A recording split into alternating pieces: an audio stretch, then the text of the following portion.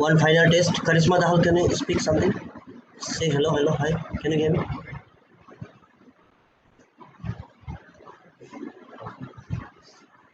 Shall I start with the meeting? No, just wait. Just wait 2 minutes. Cell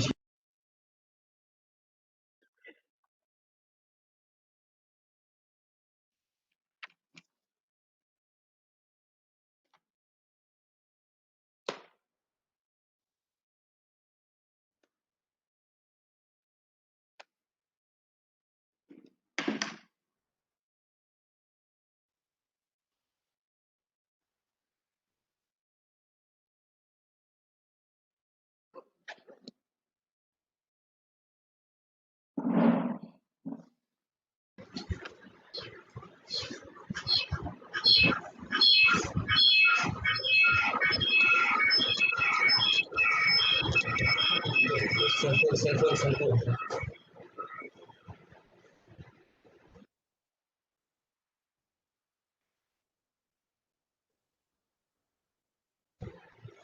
Yes, Madam Karishma. Yes. Done.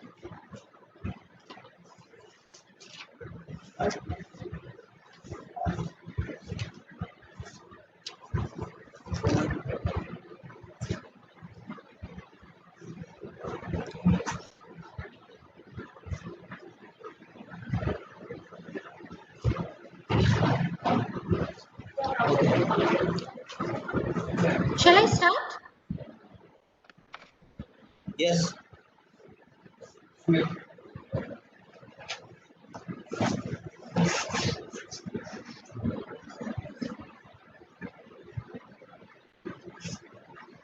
Good afternoon, respected Madam Vice Chancellor, Dr. Alicia Gatpo, our speaker for today's program, retired Pro Vice Chancellor, Dr. Milton S. Sangma of ICFA University, Meghalaya and Nehru Tura, Madam Dean, Mrs. Viola S. Sangma, Madam Registrar, Dr. Indrani B. Bhuyan, my fellow colleagues and students. I, Karishma Dhal, faculty member, ICFA University, Tura, welcome you all to the nationwide celebration of Azadi Ka Amrut Mahotsav. As we all know, that India is going to celebrate its 25 years of independence on 15th of August 2022.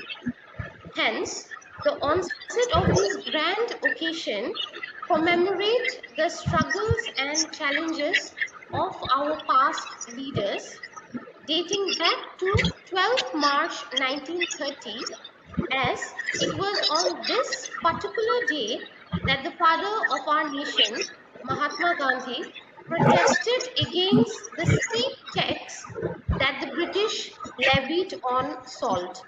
Therefore, to honor their sacrifices with grandeur and enthusiasm, our Honorable Prime Minister Shri Narendra Modi launched the program Azadi Ka Amrit Mahotsav. Now, without further ado, I would like to welcome Madam VC, Dr. Alicia Gatto, for a short speech.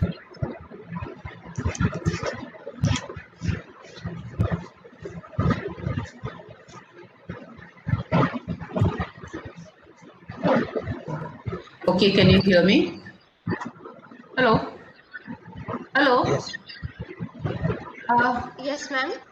Yeah, thank you, Karishma. But before we start, how is it that only two of us are here? Where is Dr. Milton, the Dean, Registrar also? Please move. Where are the others? How is it that only two of us are on virtual mode? Where is Dr. I mean, like. Ma'am, they are all there. Hello? Hello, ma'am. Ma'am, everybody is online. Everybody is online. Everybody's online, sir. What? Something is wrong then with here, which none of you are here. I don't see anyone. I can see everyone in the list of participants, ma'am. Dr. Milton is also there, ma'am. Madam Dean is also there. Yes, ma'am. They are all there.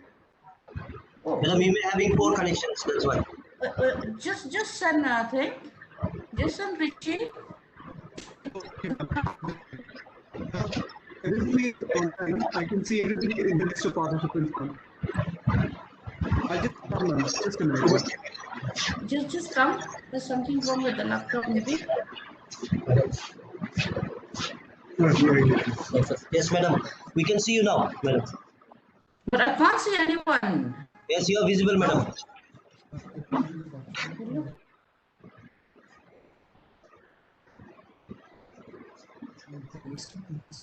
Madam, we have stopped the video. We have stopped the video. We have stopped the video. We can see you.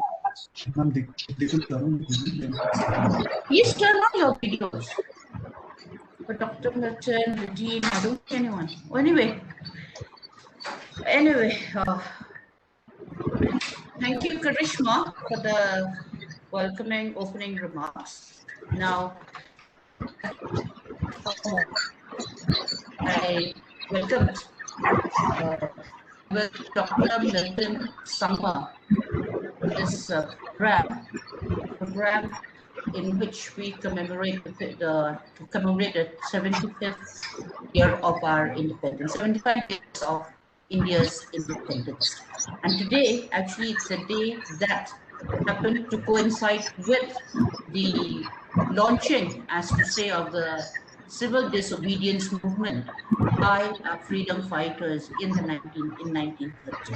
As Karishma had said, yes, it is the Dandi March, or we call the Salt Satyagraha, and sometimes now we also call it, some even term it as the Namak Satyagraha in history, and also as the Namak Satyagraha. I have to take both the welcome address as well. I welcome the registrar here. I welcome to the dean, Mrs. Amma, faculty, staff, and students of the university to this program, the Azadi Amrut Mahotsav, which means celebrating the 75 years of India's independence. Now, to commemorate this, yes, we have been given a topic.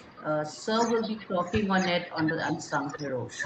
But just as an opening remark on unsung heroes, the term unsung heroes actually covers a very wide range.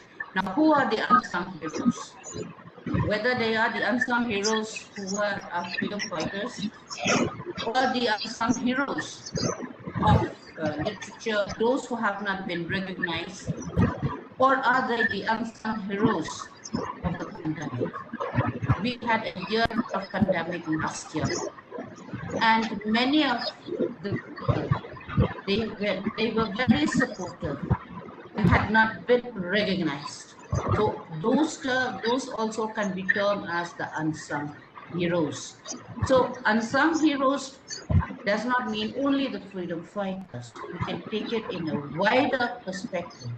Those people who had not been acknowledged for the work and the sacrifices that they have rendered to the people and to the nation at large. However, today, since it's coincide with the Dandi March, that is for celebrating the 75 years of India's independence, starting that. So we will look at the unsung heroes. And just a brief I want to put in, the unsung heroes of our freedom fighters. We have our own local freedom fighters, such as Uttirat Singh, Patugan Sangma, and Wokyam Nangma. Now these have been identified as the freedom fighters of our state, Meghalaya. Now, how much importance have we given? Have we been given? Have we given to them during all these past years? Yes, we have seen that they have been memorial stones have been erected at Shillong of all the three, Tirot Singh, Khiam Nangba, and Patugan Sangma. Then of Khiam Nangba in Jawai, and that of Patugan Sangma at Tiso Bibra, which is in East Garo Hills. these are the memorial stones have been erected in their memory. Roads have been named. Roads have been named after them in the capital city as well as in their respective places like Jowai and Tura. So a road I think has been named in Tura before entering Tura right up to some part of some between two bridges, the name of Patagat Sangma. Similarly in Jowai and here in Shillong, all three of them have been named roads connecting with the main hub, commercial hub of Shillong, the Police Bazaar. Now, however, despite this, if you ask the young children, school-going children about the tree, they know only the names, but they do not know much about them. The reason is because they are the unsung heroes. Their patriotic activities, the fight against the British, had not been acknowledged in the school curricula. Yes, the Meghalaya Board of School Education had tried to incorporate a bit of their contribution to the freedom movement in some of the textbooks in the secondary school, in the secondary level. But that is not enough. Check, if you look Google, go Wikipedia, you'll have nothing on Tirat Singh, you have nothing on Kiang Nangba, we have not much on Patagat Sangma. Why? I think we are all at fault. We have not contributed. So I hope that today, when we commemorate this, we also take the responsibility to see that their the patriotic actions be acknowledged in the curricula so that school children to the university level will know what they had done, in order to help to fight against the British. Now we learn so much. I think in the school level, if you ask so many, they know about Rani Lakshmi Bai of Jhansi. They know about Mangal Pandit. But as I've said, they don't know much about whom our own local heroes. Yes, we have someone also like Captain Clifford Nongrom. Now they also. So all of them, they are the unsung heroes of our state. And also we have the unsung heroes of Northeast. So the program today with Dr. Milton there will guide us to see what we can do to see that the unsung heroes, at least of our state and the region, we made the some heroes. We acknowledge them as heroes, not only in a one day, but throughout, particularly in the matter of teaching the school children from school level right up to the university. So later on, we would not have the term unsung heroes, but we will have the word they have been acknowledged by one and all of the state and of the region. Thank you so once again for accepting our invitation to be with us. And thank you. Thank you.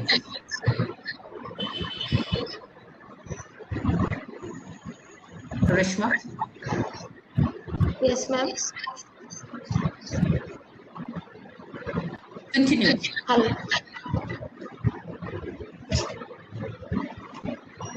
Thank you, madam. Thank you, madam, for your such valuable words and enlightening us about the heroes which are not mentioned, which are not being mentioned in books anywhere. Now, I would like to welcome our honorable speaker for the program, Dr. Milton S. Sangma, whose contribution to literature and society are immense, to throw some further light on the unsung heroes.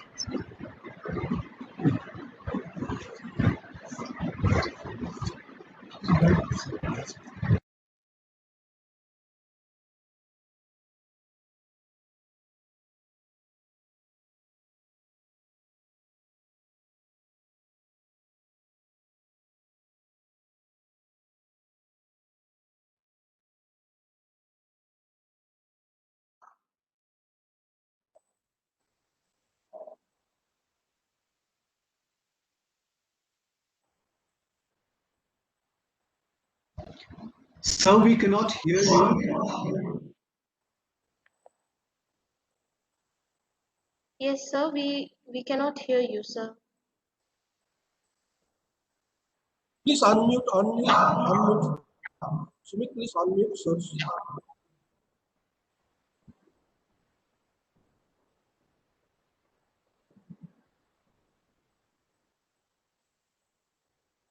Unmute.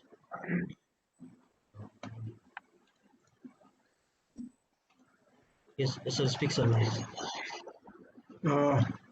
I am thankful to the Vice Chancellor, ICFA University Meghalaya, Ms. Alicia Gatpo, the Dean,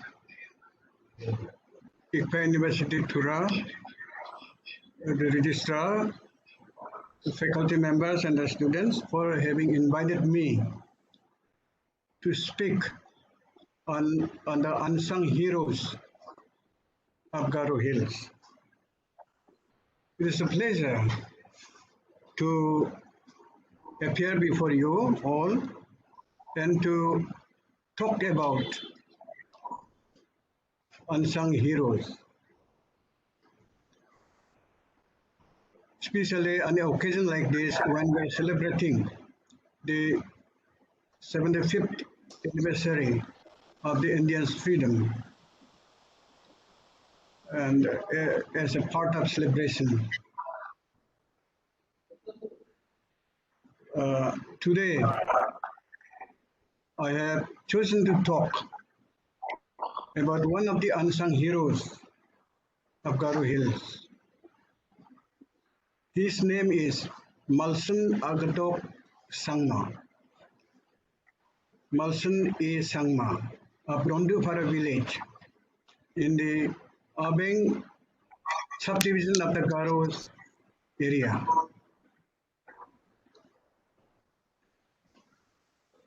Not much has been talked about Malsun A. Sangma. Even in his own village, which I visited about 10, 12 years ago, talked more about others than of Malsun Sangma.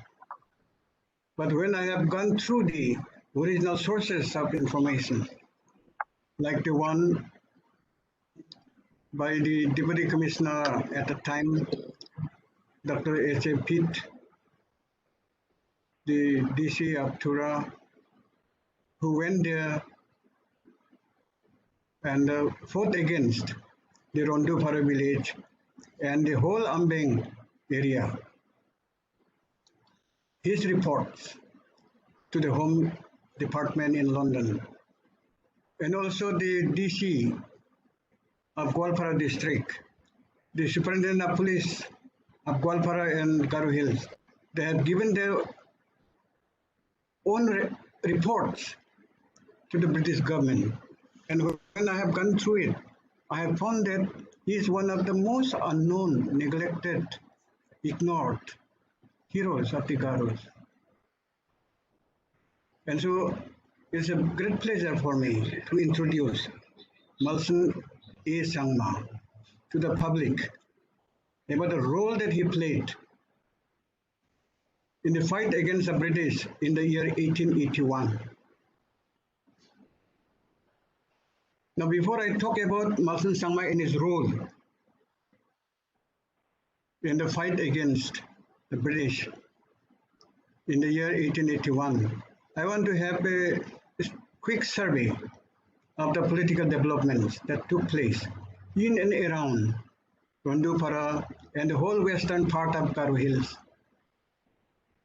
long before 1881. The western parts of Garo Hills are known as the Abeng area. Abeng Garo is one of the divisions of the Garos. And the western hub of Garo Hills, they are inhabited by this Garo division called the Abeng. It was this western part of Garo Hills that for the first time felt the impact of the British imperialism from Bengal. And Abeng, though they are illiterate, like any other Garo of Garo Hills at the time, though illiterate and then know nothing about the modern developments at the time, but yet the love for the country, the love for their own culture, the desire to preserve them, drove them even to sacrifice their own lives to preserve them. And I really admire the courage, the will, determination of these illiterate, ignorant people, how much they value their own life and culture. And that is why I have decided to bring out today to focus on these people as a whole and the role played by Malson A. Sangma in particular.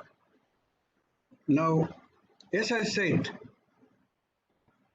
the western part of Garo Hills for the first time felt the impact of the British rule before any other part of Garo Hills.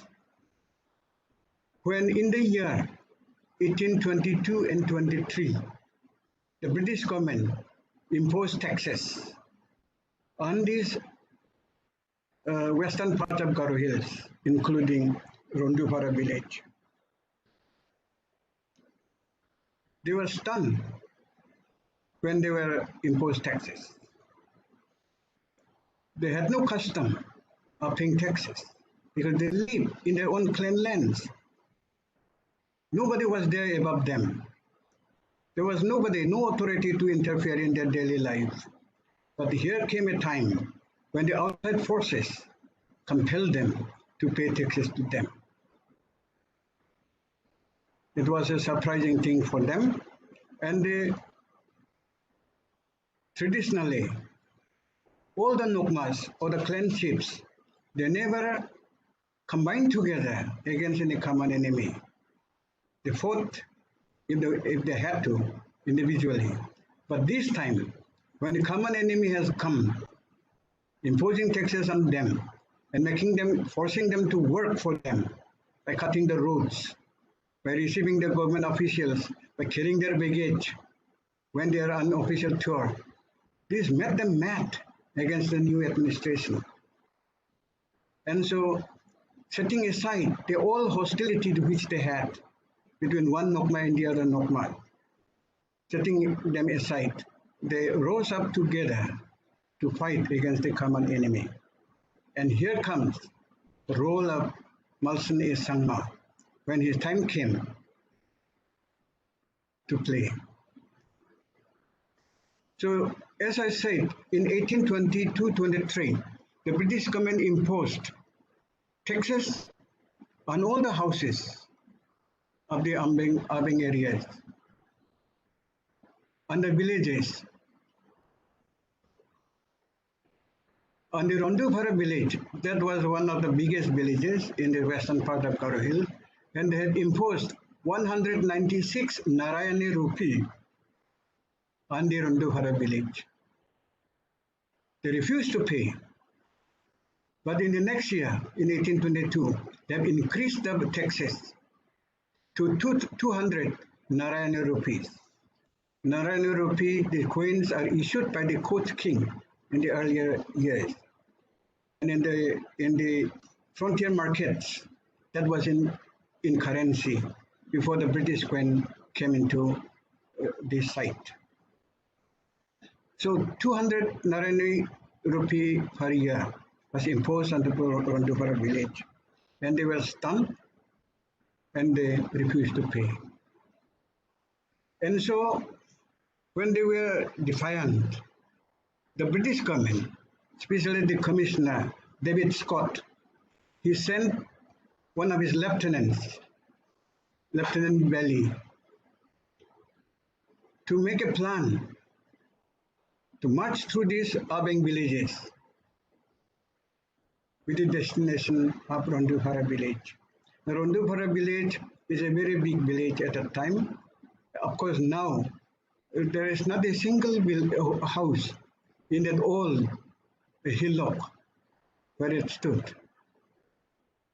They spread over in the neighboring hills and valleys for, for the purpose of plantations, horticulture, zooming, and so they have spread over the whole area there. Now, when the British David Scott sent Valley, Lieutenant Valley entrusted the work to a Sarbarakar, which is a newly created post by the British government to guard against the Garo warriors who used to annually raid on the plains. So Sarbarakar was entrusted, and this officer was named as Mirza Ban Ali Beg. And so Mirza Ban Ali Beg, along with the 50 local forces, local police, armed with arms and ammunition, he marched from Singimari, which was the headquarters of the British, especially to control the raidings of the Garo against the plains.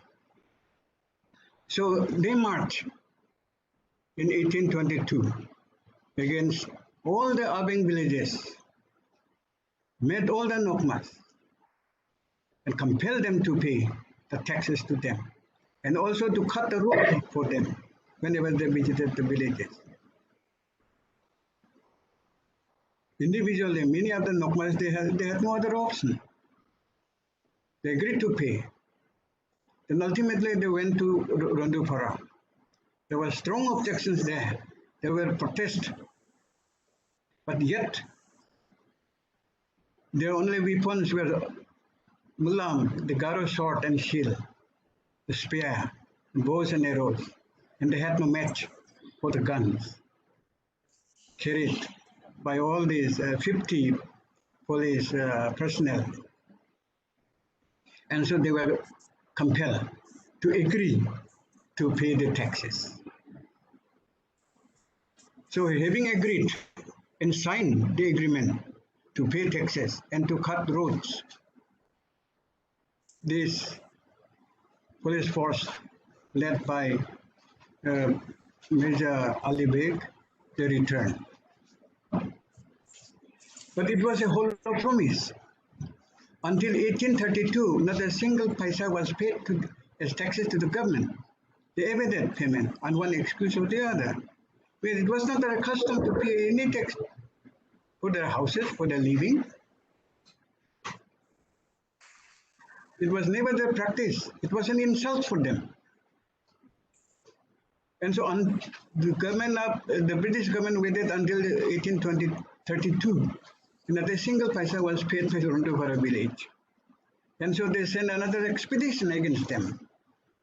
And this time also they sent this Mirza Ali Beg with him, about one company of police force, heavily armed with modern, at that time, arms and ammunition. And also, along with this one company of local police, about 100 Burmese settlers in Singimari. Today in Garo Hills, we know about the people called Man. These Mans were of Burmese origin, which David Scott brought from Upper Assam to guard against the Garo raiding parties. And they were settled along the plain belts of western Garo Hills. And so about 100 of them accompanied Mirza Ali Beg and the police force, and they marched through the length and breadth of these Abeng villages. And they had no other option, they had to agree.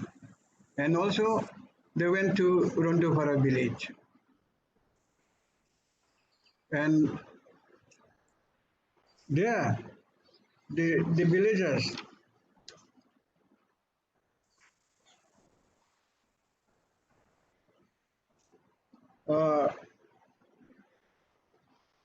opposed. It was a different thing. In other villages, they usually submitted to him. But in Rondofara village, they did not submit. Battle took place, but they were defeated and they retreated and they entered into the Rondofara village and they also, having no other option, they agreed to make the payment. But in 1834-35, not a single paisa was remitted to the government. And so they were again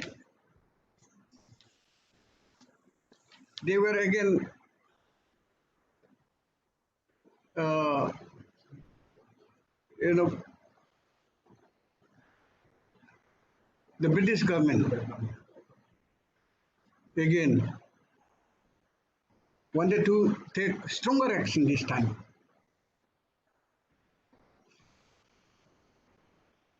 And no revenue was forthcoming. And so this time they have sent Lieutenant Brodie to inquire into the reasons why they have not been paying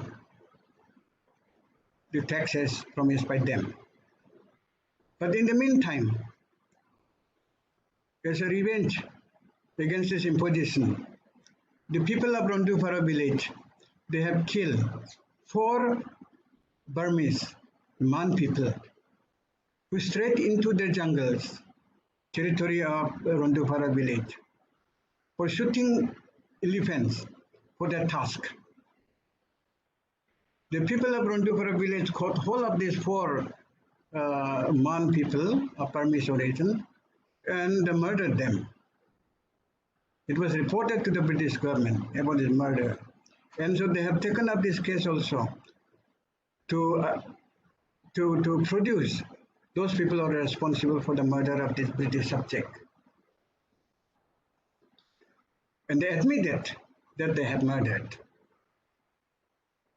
But then they have also the explanation that without any permission, no outsider can come into their Akang land or the clan land. It is their custom to defend their territory. Any outsider, when they come into the Akang land or clan land, they have to take the permission of the Nokma to come in and to discuss any matter with him. And these 4 people did nothing of that kind. And so they had to take strong as a matter of custom. But still then, they insisted they should surrender those people who are responsible for the murder of these 4 Burmese hunters, elephant hunters. And they also promised to do that and also to pay. But still then, years have gone by. On one excuse or the other, the people of Rondufara village never paid. Then came the series of expeditions. This is the 3rd expedition by the British against this Rondufara village and the Abeng areas. First is 1822-23, then 24-25, 23-24, then 32-33, then 34-35, and the next expedition was sent against them in 1847. In 1847,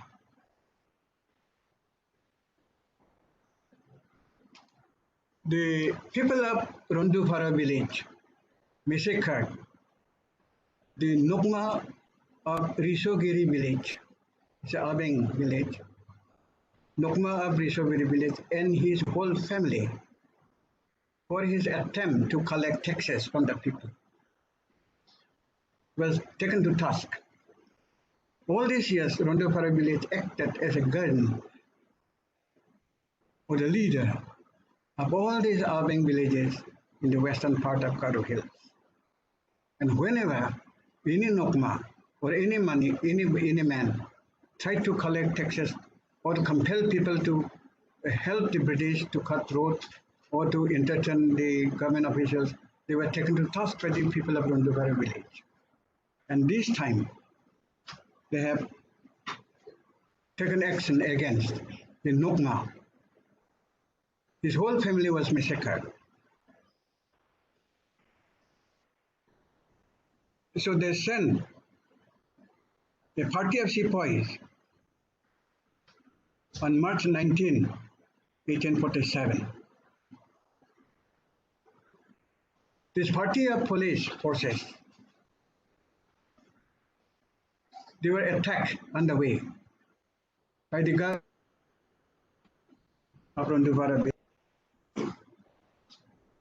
When I visited Ronduvara village in about 10 or 12 years ago, they have showed me a road, a path leading to the Ronduvara village. On one side is a hill, very high hill. The other side was a Ringe river. Deep down, the big Ringe river flowed. And there is a narrow path. And on both sides, there were tall bamboos, chunks of bamboo, and tall trees. It must have been much more than that at the time. So when the British forces were passing through it,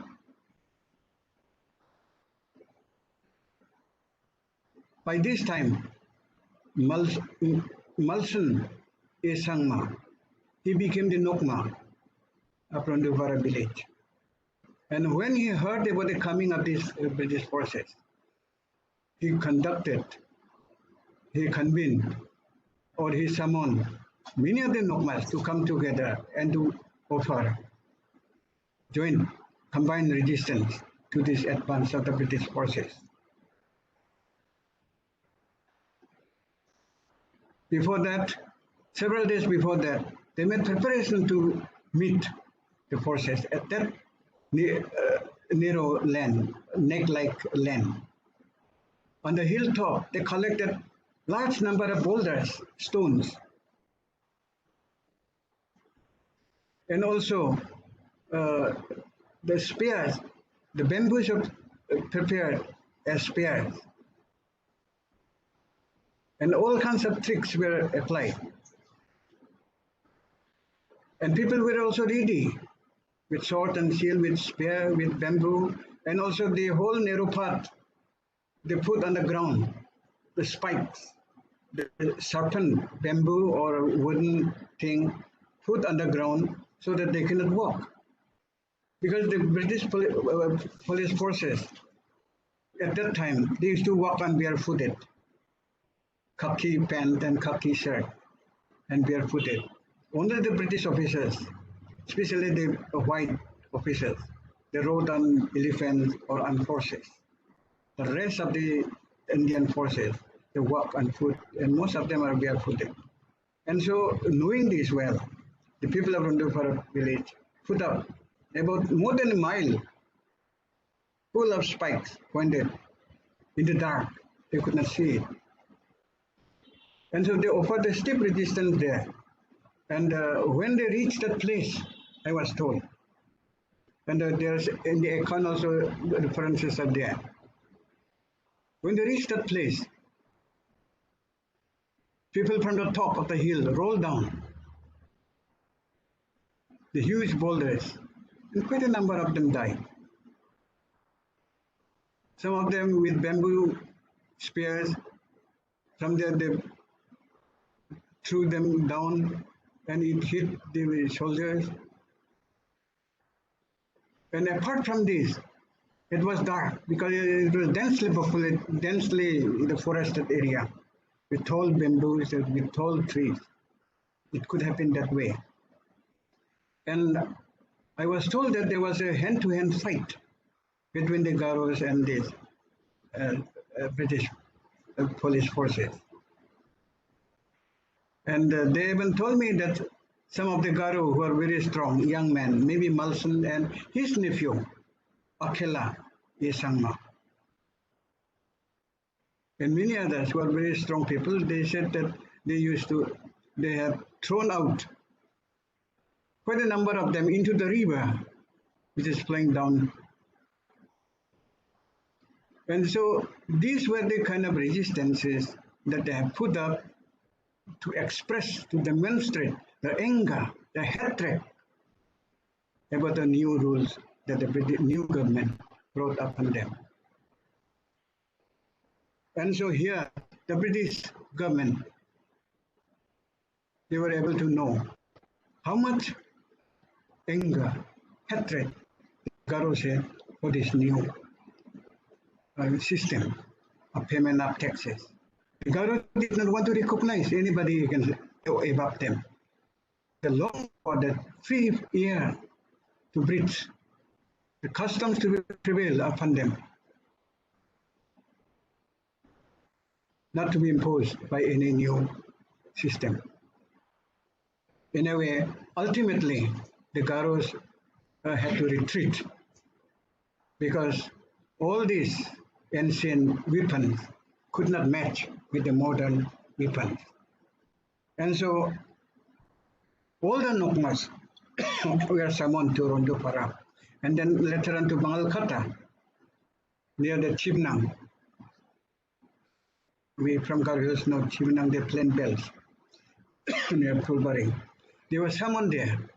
An agreement was signed that in future they will not create this kind of problem. They will pay taxes. They'll cut the road. They will entertain. They will help the British officers who went on official tour, carry their baggage, entertain them at homes, look after them, allow them to work their official duties, and so all these things were imposed on them, and they had no other option but to comply with them. And they signed an agreement. But what happened? In the following year, in 1848,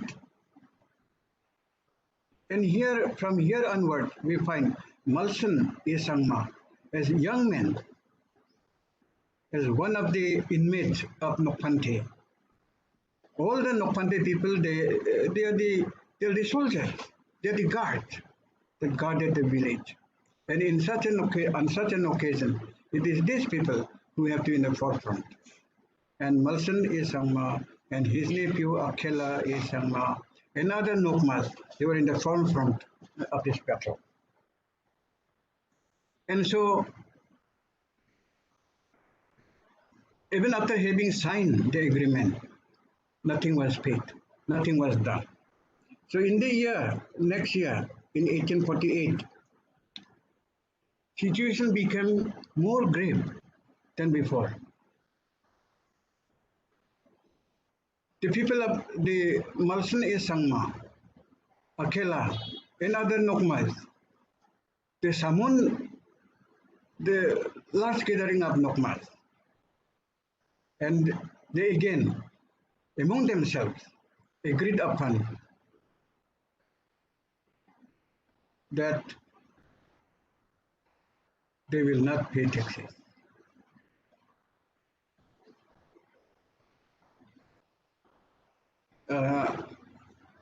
And they will not honor the agreement because it was under compulsion, under duress that they had to sign. And so they all agreed. And in 1948, there was lawlessness everywhere in the urban areas. Anybody who is cutting the road for them, they were taken to task. Anybody who is any Nokma under compulsion were collecting taxes, they were taken to task. They were threatened. They were killed. And so restlessness, lawlessness prevailed all over these urban areas in 1847, 1848. And so when all this lawlessness were taking place, once again it drew the attention of the British government, and it compelled them to take again another measure. And the British government sent in January 1848 one Lieutenant Bailey, who proceeded with the police force from Singimari to Rondupara.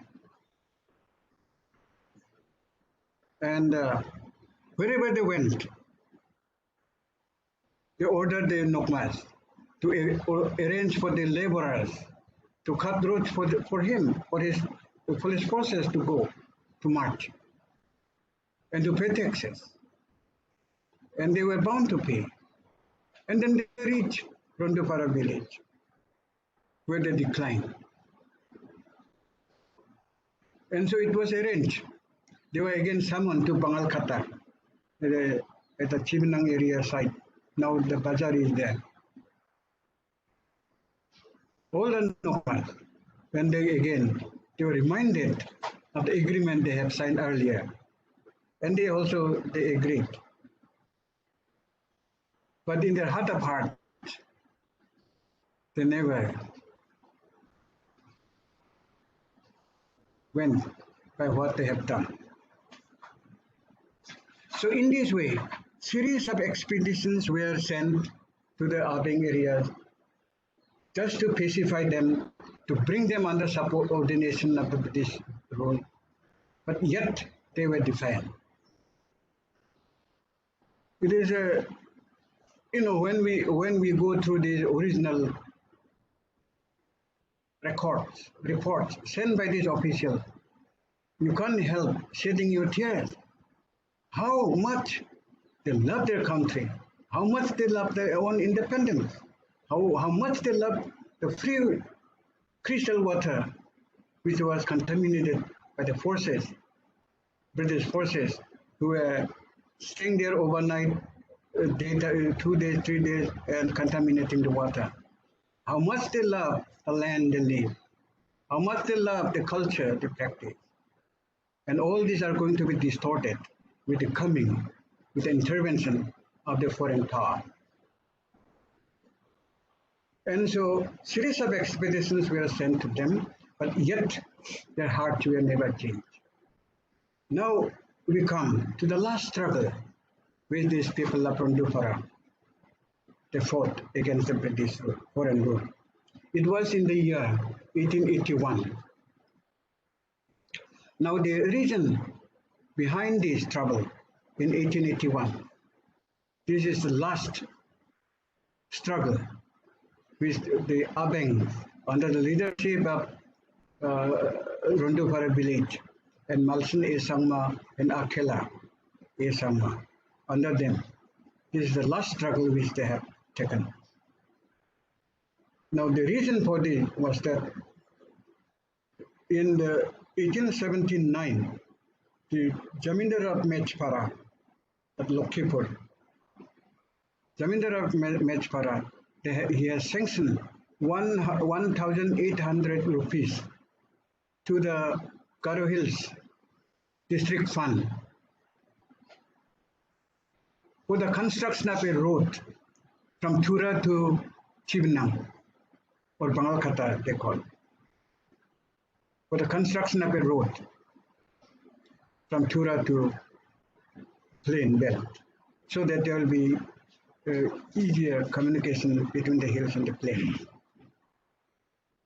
Now, when that money was received, the Deputy Commissioner of Hills, H.T. Pitt, he appointed one Chandranath Moitra as the overseer to clear the jungles from Tura to Chibnang. And he cleared the jungle in 1880, starting from January, and he finished clearing the jungle in December of the same year. Now the next step was to cut the road. The British government demanded the Nokmas should supply free labor to cut the road all the way from Tura to Chibnang up to the plain where it meets the plain. They all revolted against this new order. There was a hue and a cry among these people. And setting aside all the hostilities which they had been having between the Nokmas, they have now decided to come together once again and offer a stiff resistance jointly against this new order from the government. And here, Malsun A. Sangma is the head Nokma, chief Nokma of Rondupara village. There are 4 Nokmas in Rondupara village. It's a big village, and the 4 localities reside on both sides of the Rangge River. And so, but the chief Nokma was Malsun A. Sangma. Here he has taken up a major role. He is old by this time, but yet his brain was working. His energy was there. His will was there to defend their own Akhang land, their own culture, their own custom. And so when he heard the news that the British are coming once again, from this side from Tura, and the other side from Golpara, 2-pronged attack were planned by the British government. Then the Malsun and Akela also became very busy in the preparation to meet the challenge. And so, once again, they have put up the same strategy.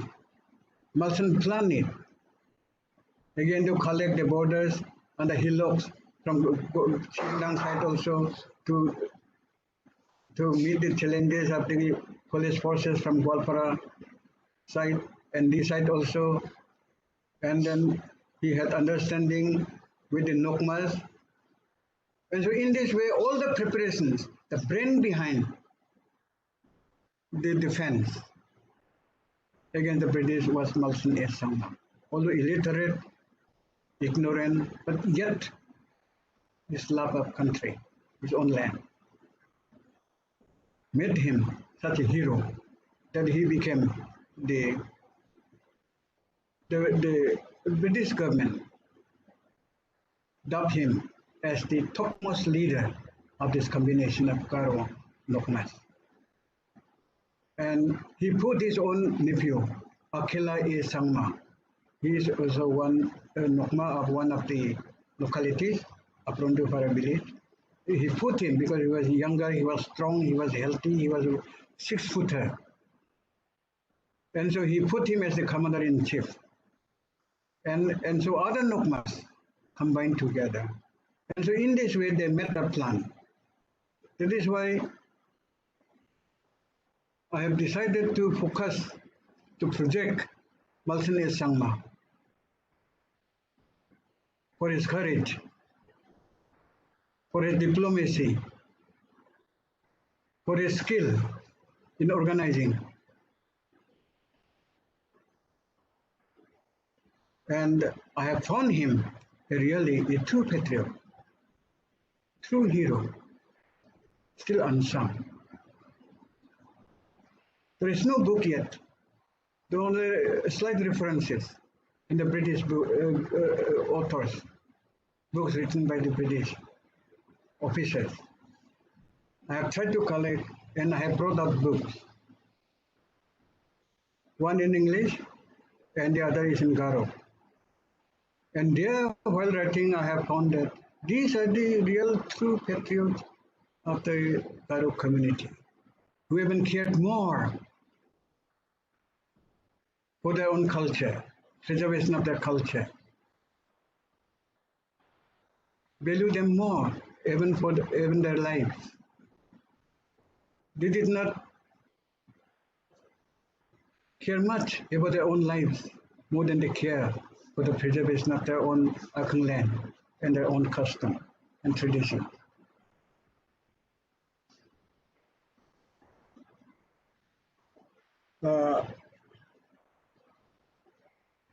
So the time came when the DC, Deputy Commissioner,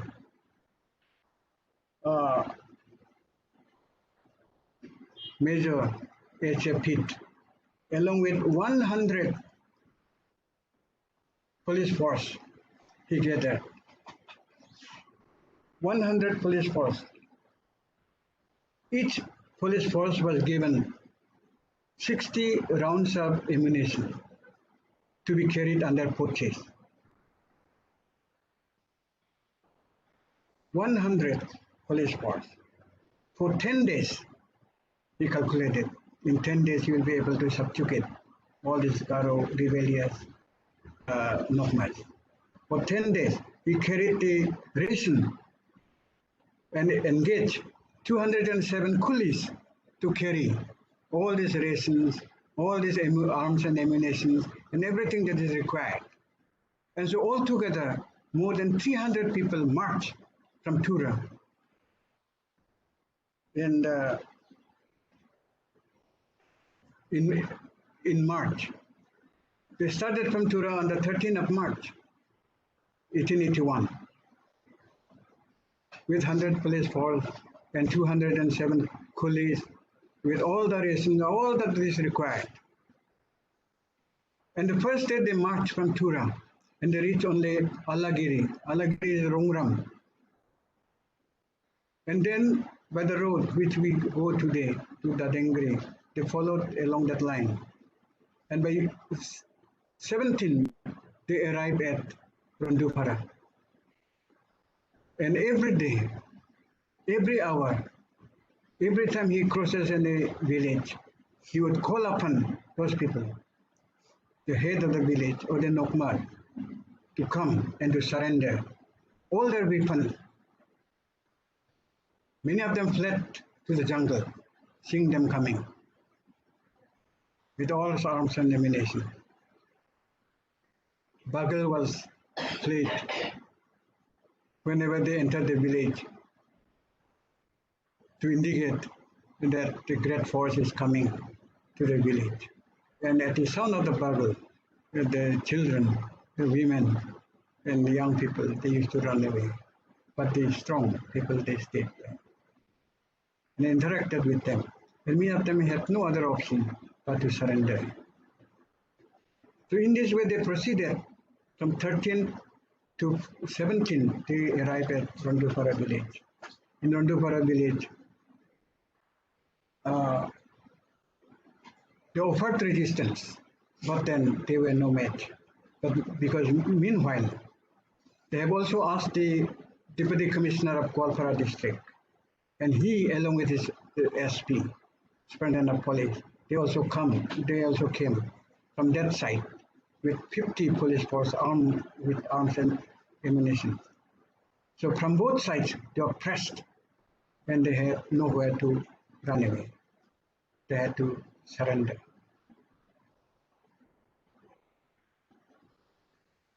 Over and above this, the Inspector General of Police,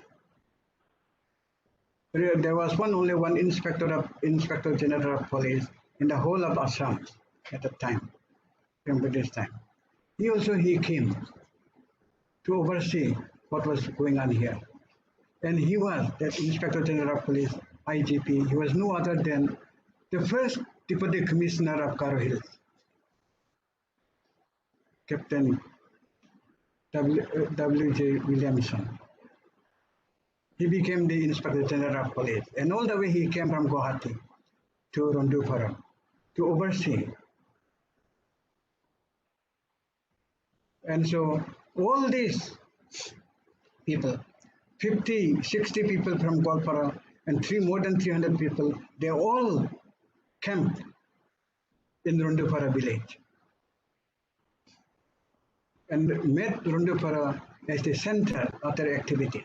From Rondupara, they will go to the neighboring areas, villages, and subjugate them, suppress them, force them to surrender all their weapons.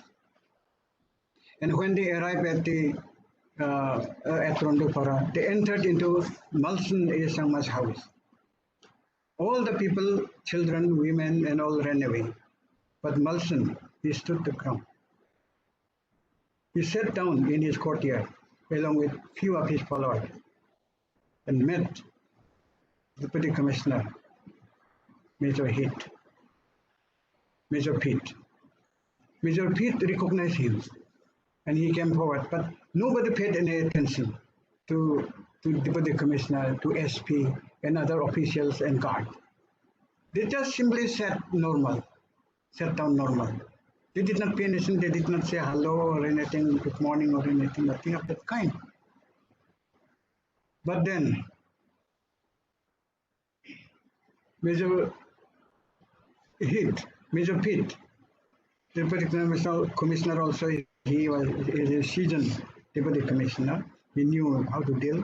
He came forward, identified Malson as the Nokma, and threatened him to surrender all the weapons. Then Malson A. Sangma, he means no word in telling him that some days ago, several times, he summoned a meeting of all the Nokmas.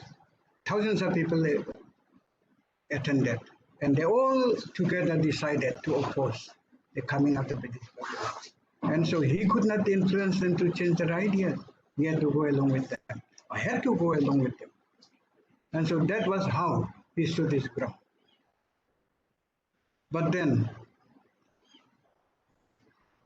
the Deputy Commissioner took Merson along with him, and he shouted at the jungles for the people to come over, and to surrender weapons.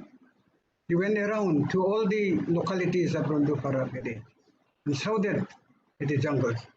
They could not dare to go inside the jungle. It was a very thick jungle, and they didn't know the physical features of the jungle, so they didn't dare to go. And so they shouted at the top of their voices to come over and to surrender, and they would not be harmed. But nobody did that. Then in the end, they summoned all the Nokmas of Abeng area to Bangal Khata, and they had a joint meeting. They stayed several days in Rondupara village and suppressed all of them, and then in the end, they summoned all the Nokmas and then made them agree to sign the agreement, promising to pay taxes regularly, to cut the roads, and to not to harm anybody who is helping the British government. So all these things were agreed upon, and they were under duress. They have signed the agreement. So Malson A. Sangma, to me, is no less than any other. Only thing is, he has not yet been properly protected. And I'm very thankful today for ICFA University for having invited me to speak about one of the unknown, unsung heroes of the Garo. And it is Malson A. Sangma, who is one of the real heroes of the Garo. So, thank you very much.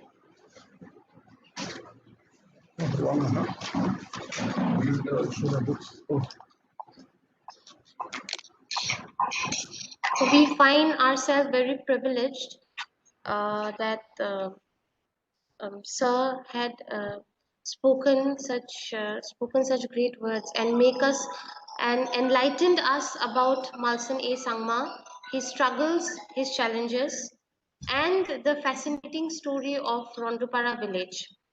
Thank you so much, sir. Now, I would like to welcome Madam Registrar, Dr. Indrani B. Bhuyan, to deliver the vote of thanks.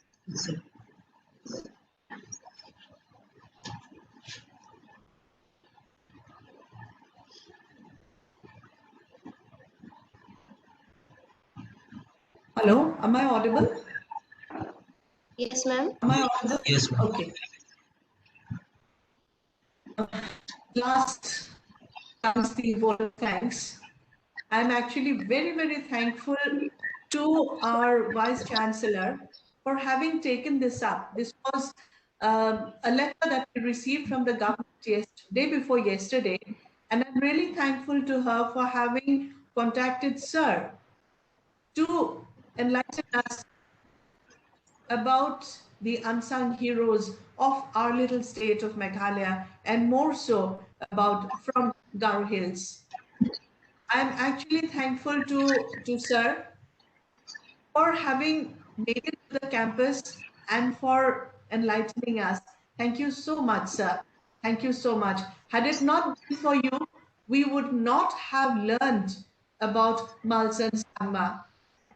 And I know for sure that you are a great historian and you have done a lot in the field of history. So this is a small request from our answer that you take this up with higher authorities and get these facts, and get these facts published. Otherwise, the Northeast always will remain unsung. Thank you so much, sir, for enlightening us. Thank you, Madam VC. Thank you, Madam Dean, Karishma, and everybody who took all the pain to make this program a reality. Thank you so much, sir.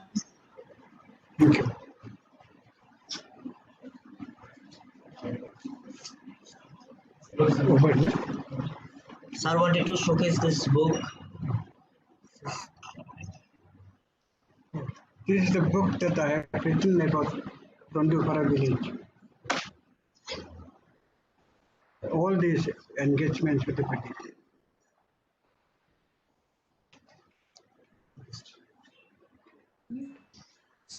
Sir, can we have some copies of the book? Opinion of the book. Huh? Some copies, madam. Can you speak up again, madam? Yeah, can we have some copies of the book, sir? Yes, yes. Some copies. Copies, yes. You can buy from Ringre. Oh, okay. It's a bookstall. Yes, sir, that we will, yeah, yes. Buddha will do that. Thank you, sir. Thank you. Thank you. Thank you, sir, once again. I once again thank each and everybody present here for joining this program and making it a success. A very, really very thankful and grateful for Sir, especially for Sir, to have come all the way to the university and enlighten us about the unsung heroes. Madam Vice Chancellor, Madam Dean, Madam Registrar, once again, heartfelt thank you. With this, I would like to wind up the program. Thank you so much. Thank you so much. Thank you.